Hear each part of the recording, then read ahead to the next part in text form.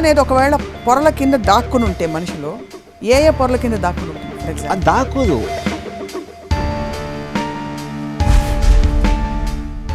Positiveness is actually related to selfish. నాది, నా స్వార్థం, నాకే ఉండాలి, నాకే కావాలి, నా దగ్గరే ఉండాలి అనే సెల్ఫిష్నెస్ అది. మీరు బాగా చూసి కుళ్ళుకున్న ఏకైక వ్యక్తి ఎవరైనా ఉన్నారు? ఒకటి శ్రీదేవి.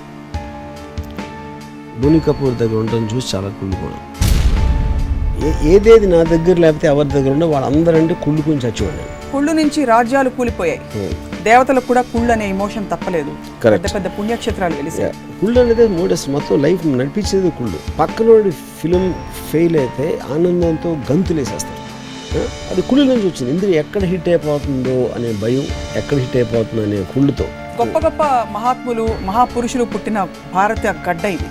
ఈ నేల మీద కుళ్ళుకి తావులేదు. ఉదాహరణకి గాంధీ గారు ఉన్నారు, రోల్ మోడల్స్ చాలా మంది, వాళ్ళందరికీ కూడా కుళ్ళు ఉంటుందండి.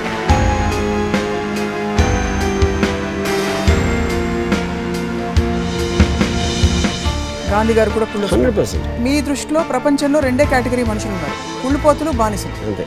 సో ఇప్పుడు మూడో కేటగిరీ మనుషులు ఉన్నారా? గొర్రెలు కాపర్లు ఉంటారు, గొర్రెలు ఉంటారు, రెండే. రామ్ గోపాల్ వర్మ గారు ఏ కేటగిరీలో వస్తారు? దూరం నుంచి ఒక రాయి మీద కూర్చుని ఇద్దరిని చూస్తారు.